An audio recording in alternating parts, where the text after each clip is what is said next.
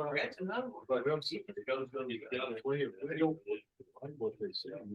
to be part of that, so I haven't.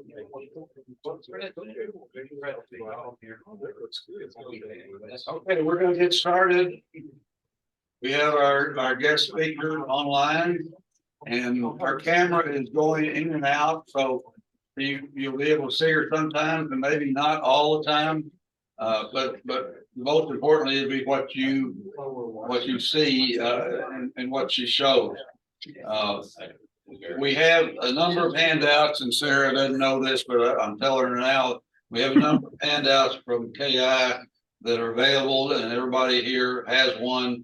So maybe some of that be repetitious, but hopefully we'll get a chance to ask some questions as we go. In order to hear her better, I'm going to put this microphone down by the speaker of my laptop, and hopefully y'all will be able to hear. I may have to adjust it a little bit as we go, but the other microphone hasn't worked very well today. So instead of giving a formal introduction, you have everything I know about Sarah in the program. And without further ado, I will introduce Sarah and let her begin her presentation. Sarah, go ahead.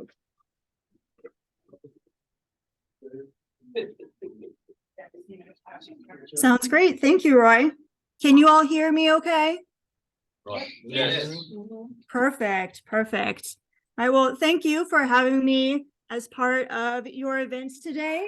I am excited to talk about social media, and I will apologize in advance if you hear some meows in the background. My cat loves to join any Zoom call I'm on, and I feel like it's not an official Zoom call until your pet photo bombs you or sound bombs you. So I apologize in advance.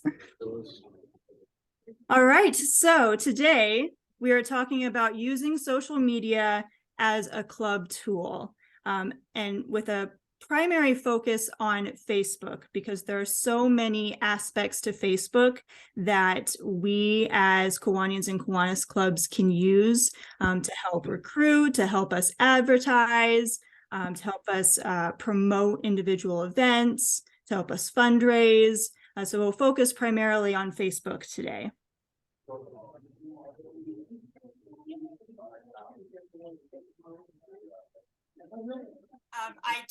Just so everyone knows, I provided all of these slides to Roy as well to provide to you after the conference. So, there's going to be a lot of information on these slides, but no need to write everything down. But I do want to make sure that you also have my contact information. If you have any questions following this presentation after the Q&A, or any questions as you finish up the next several months of this Kiwanis year, feel free to reach out to me. So what's on our agenda today? Well, first, we'll talk a little bit about people and their behavior with social media, so we can understand why we use social media the way we do. We'll talk a little bit about how you can tell your Kiwanis story through social media. We'll talk a lot about Facebook advertising and how you can use it to help recruit and get new leads for club members. I know we just heard from Dan talking a lot about membership and how that's such a big focus, and we can use Facebook to help with that. I know we're a little behind on time, so we may or may not get to talk about some of the platforms other than Facebook, but again, you will have a copy of this presentation after today, so then you can take a look at some of those slides and those notes on your own time. And again, if you have any questions, feel free to follow up with me. Finally, we'll talk about some resources that are available to make your social media journey easier. And then again, some time for questions at the end. So let's get started and talk about social media in the big picture. And with a group this size, it is totally natural and inevitable that everyone's going to be at a different level of familiarity with social media than each other. And that's totally okay. So when we're talking about social media, fun fact, 3.6 billion people use social media around the world. That's almost half of everyone around the world. which is a lot to think about. It's very hard to grasp a number that big. So to distill that a little bit more, that is the equivalent of the populations of India, China, and the US put together, plus another 500 million people. So why do we bring up this stat? Well, it's because social media lets us meet our audience where they're at. There is a very, very good chance that the people you're trying to reach in your community as potential members or community partners, they are going to be on social media. So we already have them in the room when we speak, so to say. And for Kiwanians and Kiwanis clubs in particular, in this great vast world of social media and all these different platforms, and there's new ones coming out all of the time, we have found that Facebook is the most valuable in general for so many different types of clubs, whether you're a big club, small club, rural area, more in the city, it doesn't matter. Facebook tends to get us our best results overall. So why is that? Well, we recommend Facebook as the first social media platform that your club looks at and considers because of that wide demographic. We're looking at age, location, professions, so many different categories of demographics. You can find people from all backgrounds on Facebook. So again, if you're trying to reach someone, there's a very good chance that they are using Facebook. It's a good place to share links, as you see in that example. You can share videos, you can share images, you can have discussions. And what's great about Facebook is that it has two aspects. One are Facebook pages, and the other are Facebook groups. And I know that sometimes this can be a little confusing, so let's delve deeper into the differences between the two. So a Facebook page, you can kind of think of like a website in the sense that you are populating it with information and you are posting as the entity of your club. It's a lot of one-way communication that allows for people to post comments, react, they can share, they can click on links, but really most of the information is coming from whoever is an admin for that Facebook page. These are public pages, so anyone can find them and learn more about them. And this is where on Facebook, more people who are interested in learning more about your club would be going first. Just like I said, post videos and photos. And we'll talk in a little bit more about the tools that you can use to create events, set up fundraisers, and get feedback from your community about your Kiwanis club.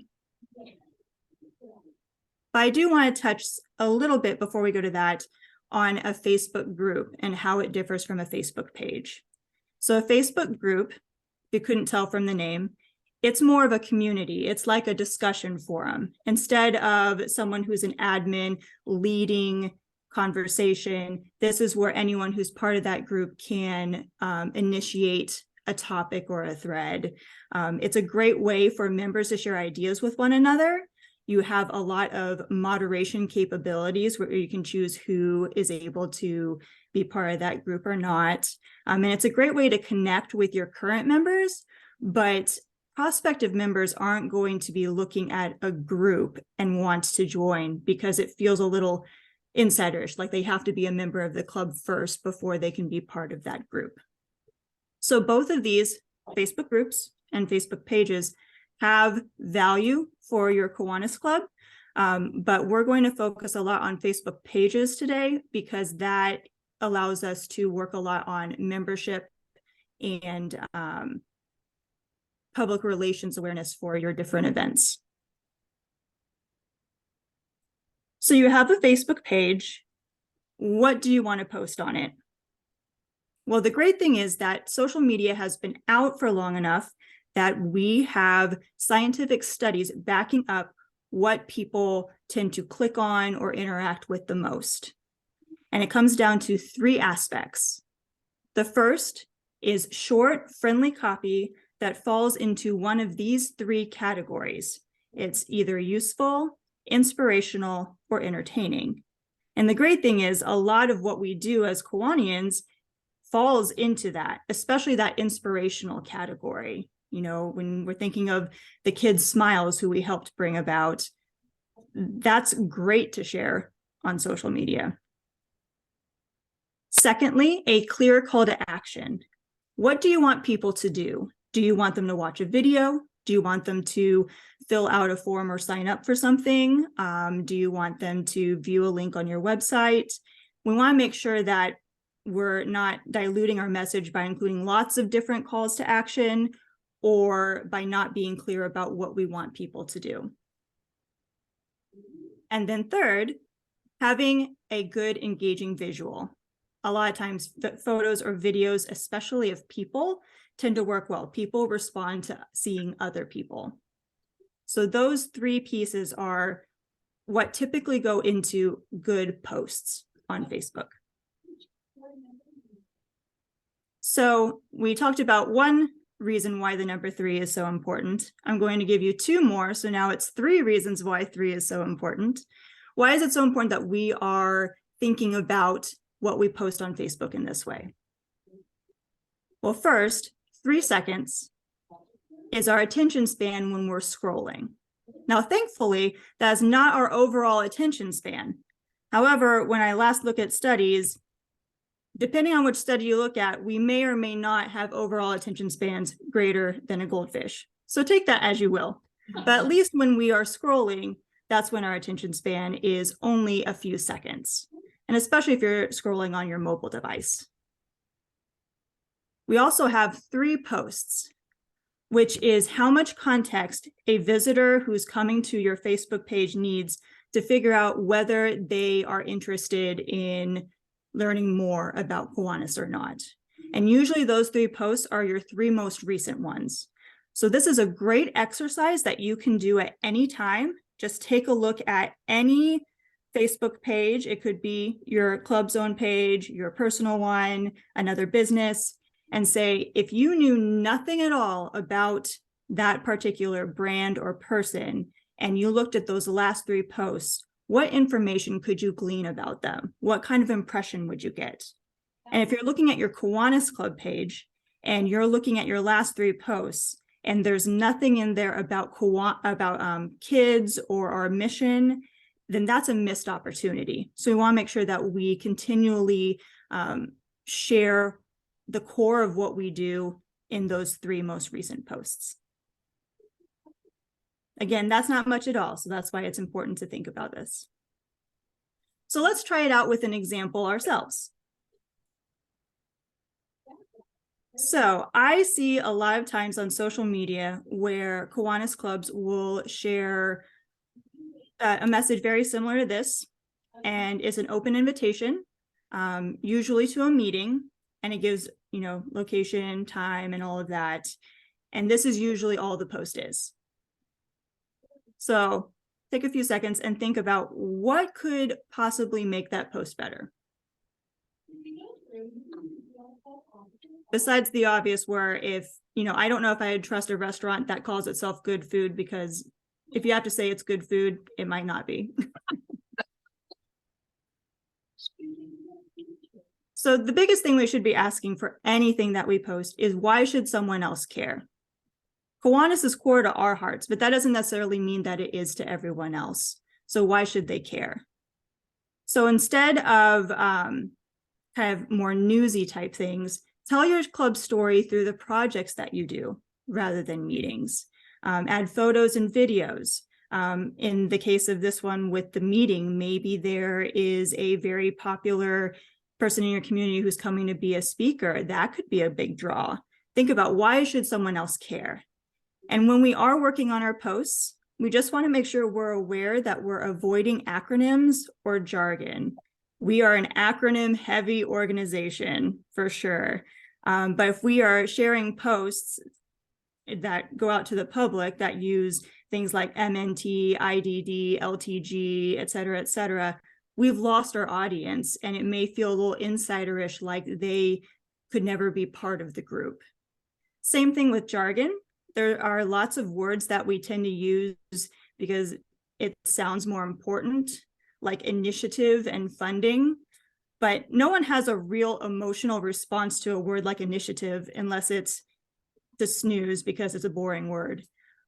So when we're using words in our posts, we want to use things that connect people to emotion.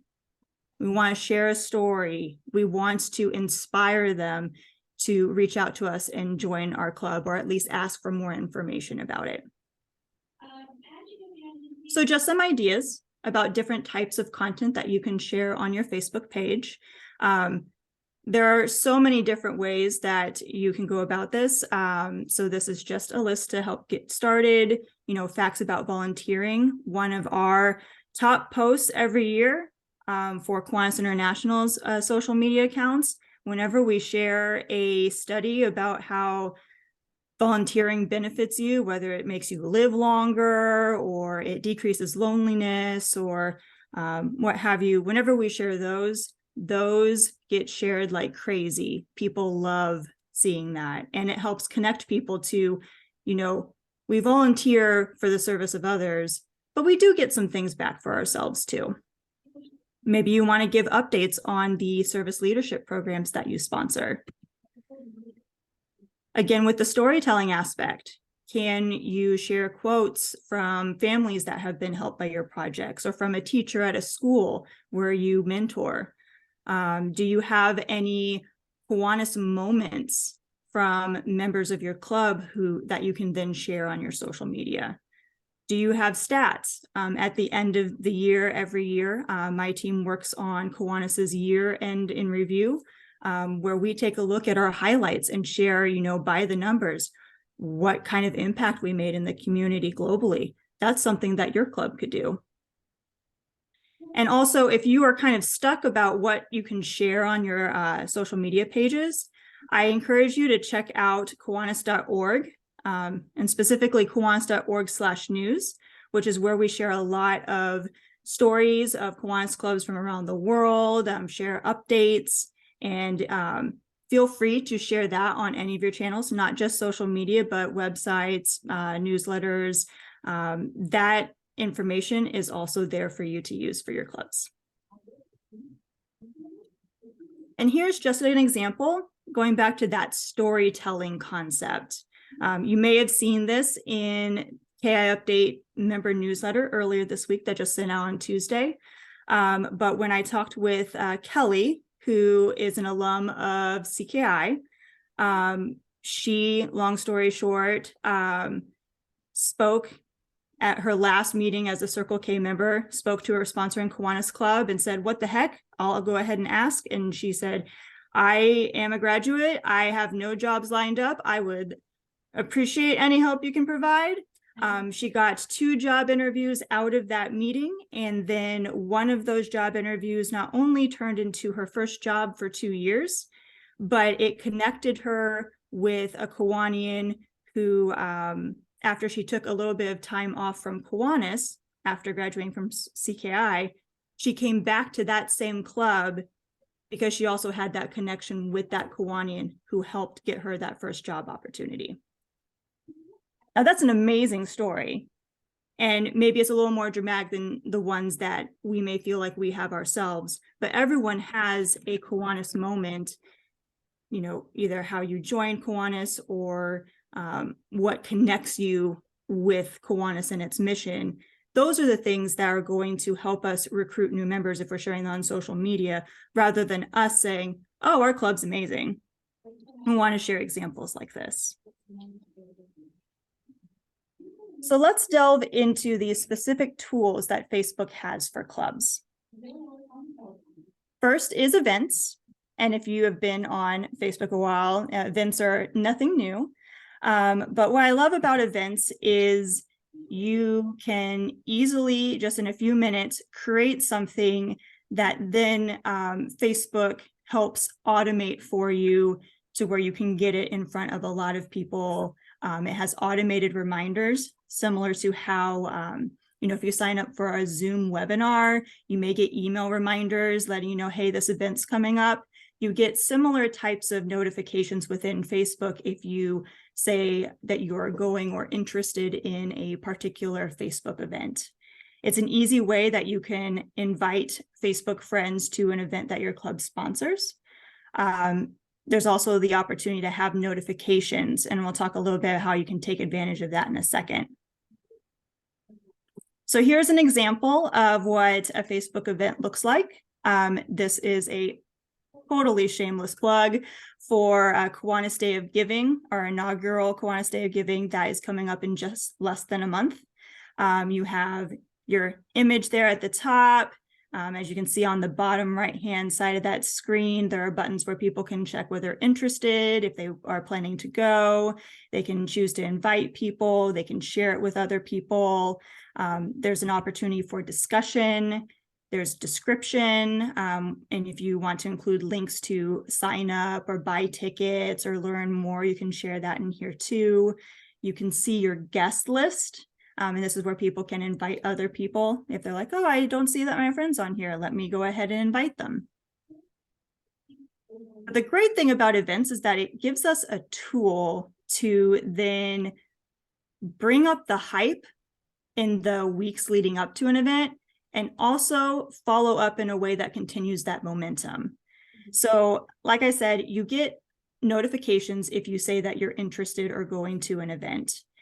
So if you are setting up a Facebook event a month or two in advance and you are sharing sneak peeks in there, maybe it's a vendor fair. And so every few days or each week, you are sharing a sneak peek of a vendor that's going to be there. People will get that notification. And the more frequently they're getting those notifications, the more they're remembering that. And it's like, oh yeah, I have that coming up in a few weeks, and it continues to bring it top of mind. It's also a place where if you have discussion enabled, people may be asking questions. They could be logistics ones like, where do I park for your event? You just want to make sure that you are checking that page and answering those questions if they do come up. And then following up.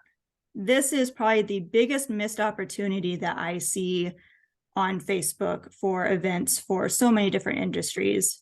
Again, you have this kind of captive audience who are part of your Facebook event.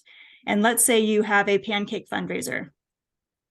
You know, maybe the next day after a long day of making pancakes, you relax a little bit, but maybe the next day you share a post counting the total money that you raised, let people know in the community, you know, thank you, because of you, we were able to raise this much and we were able to support this, and this in our community. Take the opportunity not just to thank them and make them feel good, but to also publicize your next event. Keep that momentum going. If you already have an event coming up, maybe you have the link to that Facebook event where they can immediately go ahead and sign up. Otherwise, we do tend to lose a lot of that momentum. So you talked about an in-person fundraiser with that example of a pancake fundraiser, but what about online fundraisers? By a show of hands, how many of you have seen or participated in a Facebook fundraiser? All right, we have quite a few hands. That's amazing. So the fundraiser capability on Facebook works for any 501c3 accredited charity that has gone through some of the paperwork with Facebook in order to allow donations. So they do kind of limit that, especially for organizations in the United States. But I'm using here as an example the Kiwanis Children's Fund. You'll notice that they have a separate page from Kiwanis International, and that's because we can use the donate tools for Kiwanis Children's Fund. We can't use it for Kiwanis International as a whole. So just as an example of the fundraisers that you can set up for the Children's Fund or any other, like I said, any other charity that has gone through the process in order to allow donations. You may see things like this in your feed from friends who set up a fundraiser for their birthday or an anniversary and say, instead of giving me gifts, please donate some money if you can to this charity that I love. And the money goes directly to the cause. You don't have to handle any money. It makes it a lot simpler. With fundraisers, it also includes an about section. So you can personalize that to tell a little bit about your story of why you're donating or why you're setting up this fundraiser. And it also auto-populates information about the charity to give it more validity to people who want to donate. And of course, this is a social media network, so there's going to be a social capability with fundraisers as well. So with this example from just about this time last year, when someone donates, you as the creator of that fundraiser can see who donates, you get a notification, and you can then immediately follow up and comment and thank them immediately for their donation. You don't have to wait till the very end of the fundraiser. And then the organization that you're fundraising for also has the opportunity to come in and comment and thank those individuals. So it's a great way to really immediately reward people who are giving to a particular cause. And then finally, reviews. So I think we've grown accustomed to reviews and other aspects of our lives, maybe checking Yelp before we go to a restaurant, checking hotel review websites before we book. And with pages on Facebook, there's a review section there as well. So this may be something that you would want your members to take advantage of and to write reviews about your club and about their experience in your club that then other people can read if they're trying to decide if your club is a good fit for them. And they show up like this. So these are just some examples. All right. So in addition to those tools and features for Facebook pages that we just talked about, there's also Facebook advertising. And this has been a very hot topic with Kiwanis clubs all over, especially all over the United States in the past few years, because we have seen a lot of really good return on investment with Facebook advertising to grow our clubs and to open new clubs. So let's kind of delve into this. Again, starting big picture, why do we need to pay Facebook for ads? And for two big reasons. One is for higher reach.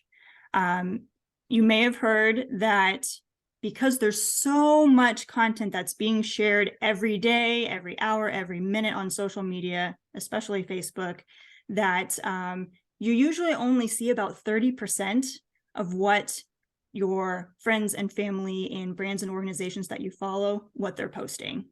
And that's because there's just only so many hours in a day that we're spending surfing the internet. And that's where the more you interact with a particular page, the more often you're going to see it in your feed, and especially very high up in your feed. So this is helpful, especially if you have a page that has been dormant for a while, and you want to reach people who maybe haven't interacted in a while. You can do some boosted Facebook posts, which are essentially ads, to help with that. And then also new audiences. So when you post something on your page, it's going to show up in the feeds of only those who follow that page. But what if we want to reach other people outside of that? Because they're not simply going to stumble across our Facebook pages. We need to get ourselves and our presence in their feeds, and that's why we're paying. So similar to like paying for a commercial so then it shows up on someone's TV when they're watching a show, that's similar to what this does. I do want to clarify between some of this terminology that you may hear with advertisements, boosted posts versus ads. Boosted post is just paying Facebook a little bit of money to then share a post that is currently on your page to your current audience and maybe some additional audiences. Ads are paying to share a very specific post, an ad to a specific audience, but it doesn't necessarily have to be something that you posted on your page. And to make that seem a little bit easier, I'll give you a real life example in just a second. But both of these, I do want to say, have value for a Kiwanis Club. So I'm going to take an educated guess and say that no one in the room has seen this same ad that showed up in my Facebook feed within the last couple of weeks. And that is because this is a Wendy's ad that was targeting people living in Indiana, because this Hoosier Biscuit Bowl is only available at Wendy's locations in Indiana. So they're not going to post this on their page and share it with everyone. It needed to go to a very targeted audience. I do not follow Wendy's, but this showed up in my feed. And that's because they paid for it. And this is a great example of the different elements that happen in an ad. The first at the very top, and it may be very small on your screen, but it will tell you some of your friends who like that page. So it feels a little less like a cold advertisement. And it's like, oh, hey, your friends like Wendy's, you might too. Again, that ability to target a specific audience. You see that sponsored tag right underneath Wendy's and its blue check mark and its logo. That lets you know that it's an ad. And then it has short copy. You can't tell because it's a screenshot, but it's a very engaging video that just made me very, very hungry. And you have this clear call to action right below that video where it says learn more. And you can see that links to Wendy's order page. So you can learn more about it and immediately order. So looking at that, you've got short, friendly copy, your engaging visual, and your clear call to action. Looks pretty familiar, right? So that's where we talked about what goes well into a regular Facebook post. And part of that is because understanding that you already know 95% of what goes well into an ad. So it works for all of those occasions of posting on Facebook. So how do we create an ad? Well, you can start by clicking on the promote button on your homepage if you are an admin for your Facebook page. And then you can click on create new ad here from this set of options. You may see different options when you look at yours, and that's totally fine. Some are going to look different. For example, for Kiwanis International, we have our Instagram account attached to our Facebook account. So that's why you see Instagram there. Alternately, you can also get to that screen when you are looking at your left-hand navigation as an admin for your Facebook page. Again, as a reminder, there's lots of screenshots and instructions with this, but you will get copies of this after the conference today. So then you can go through screen by screen and follow along. So when you click create new ad, you'll see a screen, and on one half of the screen, it'll set up this default ad, and it'll just pull in information from your Facebook page, like part of the bio, your profile photo, all of that. And when you look at this, I don't know about you, I'm like, that is the most boring ad. And so that's what it will pull up. But the good news is, on that exact same page, it gives you this ad preview.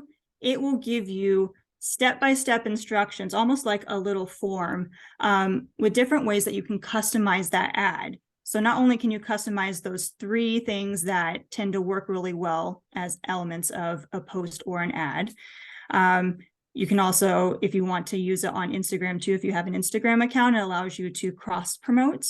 This is where you can choose who your audience is. You can set when the ad goes up and for how long. You can set your budget.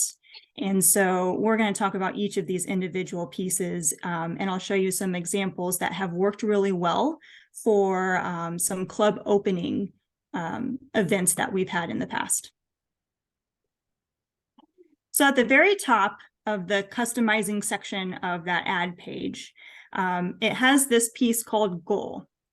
And it will typically say automatic, and it allows Facebook to decide what your call to action is. We don't want to do that. we want more control over what our ad does. So we'll click the change button and you'll suddenly get this drop-down list on the right of all these different types of results. And it depends really on what the goal of your ad is. For today, we're talking about membership specifically. So we're going to use this last option, which says get more leads. And then it will lead you through each individual piece of that ad. So first it'll ask you what you want your copy to be at the top of your ad.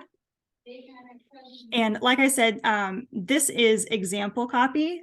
We use these for a lot of club opening events over the past few years and have seen really good results from them. Do you need to use copy exactly like this? Of course not. You can tweak this to match more maybe the tone or personality of your club. But if you are trying an ad out for the first time and don't really know where to go with the copy, you can start off with something like this. Then you can choose your visual. You can choose a video. You can choose a single image like we have here. You can also choose up to 5 images, and it will have what's called a carousel. It's like a rotating image gallery. Then you can update your headline. You can choose what the button says. There are some options like sign up, apply now, learn more. You can choose what you want that to be. And then you can either link to a form that you've already created on your website, or you can use what's called an instant form in Facebook and create it within your Facebook ad. And that's what I'll show you how to do here. So you would click create form, and this will be your new sign up form that will catch all of your interested leads who click on your ad. So it'll look a lot like this screen on the right, and it's pretty intuitive, so I'm not going to go too deep into it, where you can update the name and the text. You can choose what information you want people to fill out. Typically, people will fill out a form that's shorter rather than longer. So if you just do full name, phone number, and email, that may be enough.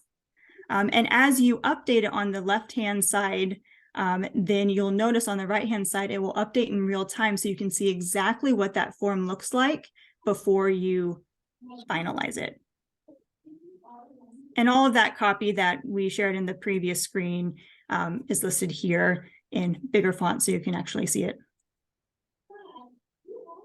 And so now all of those pieces come together. You remember that default ad that they had at the beginning. Now you have something like this that is much more engaging. It can get people to stop scrolling in their feeds. And you can see down there, you see, you can help kids, and then they can click the sign up button. So we've got our ad. How do we set up our audience? This is where you can target based on a bunch of different factors. So in our example today, we will target based on location. So again, it'll lead you through each step individually. You have these little gray icons with the eye that give you more information that you can hover over it, and it can explain each one of these individual pieces.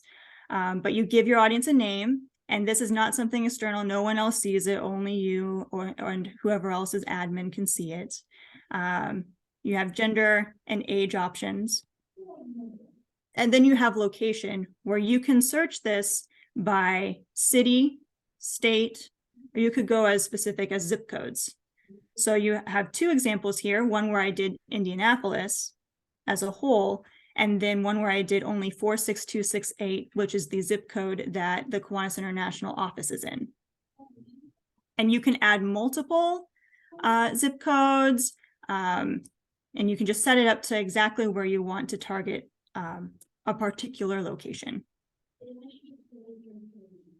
And let's say you wanted to go a little deeper. Let's say you're working on really diversifying the types of occupations that are represented in your club. You know, we talk about that a lot with the 2 for 2 membership program. There is an option, you don't have to use it, but it's detailed targeting. If you click browse, it'll bring up this menu on the right. And this is where, if you wanted to specifically advertise your club to people who work in nonprofits and education industry in your city, you could do something like that too. So this gives you a lot of additional categories that you can filter down. And what's great is that at the very bottom of your audience creator panel, it will let you know if you have defined your audience well. It'll let you know on the left-hand side, if that's highlighted, that you're a little too specific. If I were looking for veterinarians in a zip code, it might not pull up enough people to justify an ad. Same way as if I was trying to get everybody in a 3-state boundary, it might tell me your search is too broad. So we want it to look like it's in that green section right here in the middle. And it'll give you an estimated audience size. Now, there's no guarantees that this is how many people will see your ad, but it gives you an idea of how many potential people could see this ad. And then finally, you have your duration and your budget. You can choose one of 2 routes. One is to run your ad continuously with a budget limit. Say, I want to only spend $100 on this ad, run it to this audience until that money has been spent. That's good for like a generic promotion of your club. Or you could do one that's a specific time frame. So let's say you want to promote an event. You don't want that one to keep going on forever. Maybe you want that to only go for a week prior to the event happening. You can choose how many days it lasts, when it ends, and then you can choose how much you want to spend per day. And the nice thing about Facebook advertising is that you can spend very small amounts of money and still get an ad. The bigger audience you want to reach, the more money, which makes sense. But they've recently lowered the daily budget minimum from $5, which was pretty cheap, now to $3. So you can spend anywhere from $3 to $500 on a day. To give you an idea, for Kiwanis, we promote posts and do ads where we reach tens of thousands of people for like $100. So it can be really financially feasible. And once you've submitted your ad, you do have a review period. And this is where, it can take a couple hours or several hours, but usually within the same day. And you'll get a notification either saying that your ad was accepted or your ad was rejected. And there are a few things that can cause Facebook to reject your ad. If it doesn't follow any of their guidelines, that's one thing. But there are some other things that end up being a little tricky. And this is an example from back in February where I tried boosting this post from our page. Some of you may remember this, where one of our Kiwanians from Nepal had the chance to see the final World Cup match, which is an amazing opportunity experience, and took a Kiwanis Nepal district flag and took photos there in the stadium, which is really cool. So I wanted to pay for more of our audience to be able to see this cool opportunity and this cool photo. But it was rejected. And the reason why is that we include the words Lieutenant Governor. So one thing you may want to make sure that you don't include are any leadership titles that can be misconstrued for true governmental political titles. With everything dealing with elections and all of that, Facebook is very strict about any ads that refer to politics, elections, or social issues. So because we included the words Lieutenant Governor in here, they, even with an appeal, they refused to promote it, even though it's not an actual government political position. It's just a volunteer leadership position.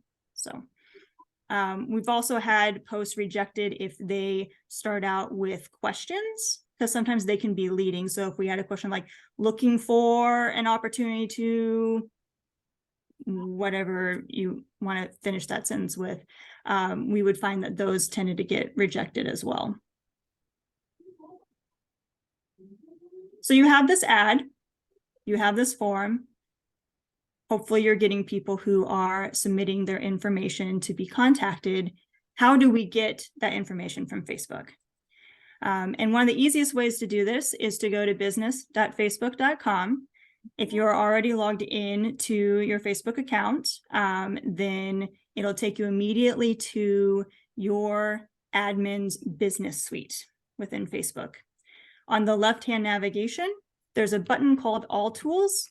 If you click that, it will give you a lot of different extra tools, which if you have free time, feel free to go and explore those and see what all that can do to help your page as well. But under the advertise section, there's the option to click on your instant forms. And so with this example form that I set up on those previous slides, it's active, but we weren't truly sharing it because Happy Hills, Indiana is not an actual place. But if there were any leads, it would tell me how many are here, and I could download a list of those leads. I do want to make sure that you note that leads expire, as in you don't have access to them, after 90 days. Now, hopefully, you are going in and checking your leads much more often than that and responding to them, again, keeping that momentum going. But just make sure that if you need to record any contact information, that you're doing so on a regular basis, or else you'll lose those leads that you gathered. So we talked about lead gathering ads, but there are lots of other types of ads. And again, just like with the ones that we went through, Facebook leads you through those step by step, what pieces you need, copy, images, that sort of thing. So this is where you have options. Again, if you click create new ad, or excuse me, create ad, and it takes you to this page, you can boost a post, you can boost an event that you've created. If you have Instagram attached to your Facebook account, you can promote an Instagram post. So you will probably see different options here than what I see. But this is kind of your workshop to set up ads. So we have talked about a lot concerning Facebook today. And it can feel like a lot of things to do, and time is precious to all of us. So I do want to address how to make this easier. And the biggest one is understanding that you are not alone, or whoever is admin for your Facebook page is not alone. We highly, highly recommend having 2 to 3 administrators on your Facebook account. Maybe your district secretary, maybe someone else who's pulling all of those new leads, maybe someone else who's primarily posting and answering questions. But we recommend this not only for sharing the workload, but also because if there's only one admin on your page and that admin leaves for any reason, it is almost impossible to get access to your Facebook page back. We have examples of so many Kiwanis clubs where this has happened, and they have spent years trying to appeal to Facebook to allow them to get back into that old page, and they can't. So make sure that you always have multiple administrators on your page, and make sure, if someone's on vacation or someone's sick, you always have someone who can pinch hit and come in and post and answer questions. You also don't have to be the only one creating content to post. Make sure that you're asking for photos and stories and quotes from other members of your club. It's a great way to get new members really involved.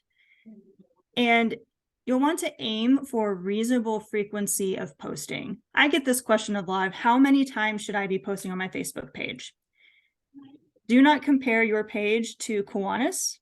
If you're looking at us and saying that we're posting 7 to 10 times a week, there is no reason why your page would need to have that. I would suggest aiming for 2 posts per week. If you feel like posting more, awesome. But having enough where if someone comes to your page, they can see that, oh, this club is active, and they're not questioning whether the page is dormant or, it hasn't been updated in 6 months. All right, so for sake of time, I'm going to skip talking about some of these other platforms, but again, you'll have this available to you with some information and examples for Instagram, Twitter, and LinkedIn. Because I do want to just briefly talk about some of the resources that Kiwanis International has available to you for your social media needs, again, to make your life easier, because we all have only limited time. And with all the other things that are on our plates, we want to make this go as fast as possible. So how many of you, by a show of hands, have used or gone to Kiwanis.org/brand? I love seeing how many hands put up. That's amazing.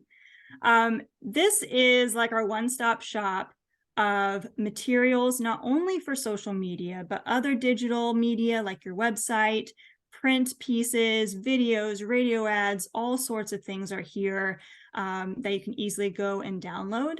And so feel free to go and explore that. Just a few things we have there. You've probably seen these are do-gooder squares that we use on social media and in some of our emails. Additional social media squares. We have 15-second videos you can download and use on your channels. This is also where your club can request a custom Kiwanis logo. It's free, and you'll get it in so many different format types, whether you want to use it online or you want it on a huge banner. You just have to fill out a form. And we do ask that you have a little bit of patience. We take them on a first come, first serve basis. So depending on how many other clubs have requested and are in line before you, it may take a few weeks to get to your logo. So if you need it for a particular event, it's best to request that sooner rather than later. And speaking of custom logos, if your club is getting ready to celebrate a 25, 50, 75, or 100-year anniversary, there are custom anniversary logos that can also be done in the same manner that can then be provided to you. And speaking of club anniversaries, we have an entire page that's set up with resources and materials that you can use in terms of celebration ideas, PR opportunities to help you celebrate that big milestone. And finally, like I said earlier, Kiwanis.org/news, we update this regularly with stories of Kiwanis clubs from around the world. Feel free to use these across your digital media as well. All right, and we can open up for questions if we have a little bit of time. I know we were running a little bit behind. We got time for Paul. Go ahead. Yeah, on the Facebook ads, like for membership, are those per click or per, and do you worry about what the bots and those kind of things attacking them? So for those ads, they are based on whatever engagement metric you have shaped that ad for. So if you told Facebook you wanted to get more visits to a website, then it would count by how many clicks you got. It might look at how many signups. If you want it to just reach more people, you pay for reach. So a lot of times they will charge based on any type of engagement as well. So if someone likes it, shares it, comments on it, but it's just saying, hey, you paid for someone to see this and then act upon it is what you get charged for. And as far as membership ads are concerned, what kind of success rates do clubs have? That is a number that I do not have off the top of my head, but we have seen where a lot of the club openings within the past couple of years, when done with enough lead time, so you're looking at at least 2 weeks of using an ad ahead of an event or a deadline that you wanted to get information from people for. We're looking at the actual cost per lead, which is really what you want to look at, because you're not going to be able to reach everyone, and not everyone you reach is going to engage with your ad. But we were getting to a point where I think it was like $6 or $9 per member who was added or something like that. I can go back and double check and provide Roy with accurate numbers. But it was low enough where it made perfect return on investment sense to use Facebook ads for that. Katie, All right, most of us have a page, but our Kiwanis Mohawk district is a group. And doesn't being a group limit what you're able to do and post? We're about a 4,000 member district, and we have about 483 people in our group. Should that be a page? That will depend on what your goals are. A group is really great for your current members to share ideas and communicate with one another. Maybe you can use that to share upcoming district-wide events that are more Kiwanis member focused. But if you want to have a presence that is more external, that people can more easily contact you if they're not part of Kiwanis already, or if they want to learn more, similar to a website where you'd have a contact page and you'd have information about the district. That's what a Facebook page can help with. So it really depends on your goals. One thing I will mention is that websites and Facebook pages, while they have a lot of overlap, we are seeing that more and more people are not going to, for example, Google or another search engine and looking up something that they're interested in. They're using their preferred social media platform and searching within that for whatever presence page that they're looking for. So at this point, you know, they're not going to be able to find a regular website searching within a social media account, but social media pages do show up usually fairly highly in a Google search. So it works better the opposite way.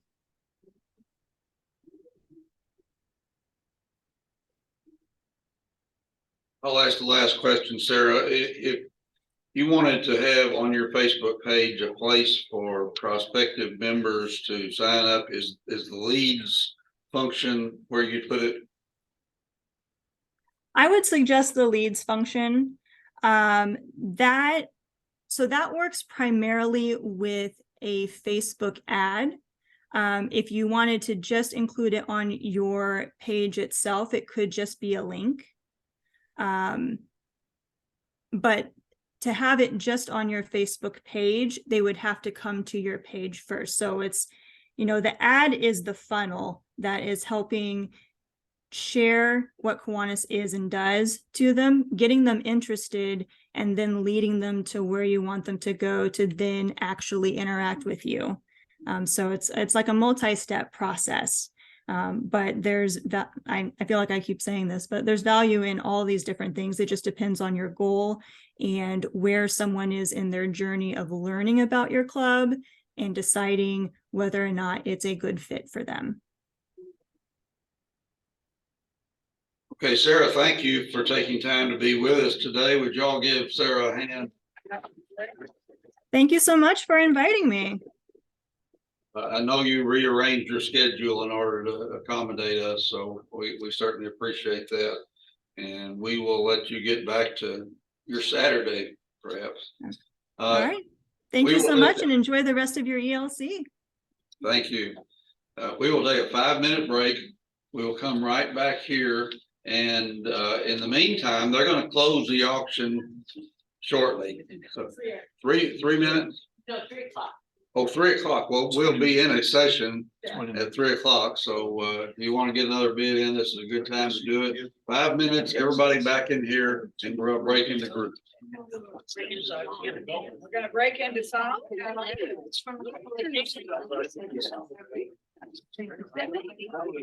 It's-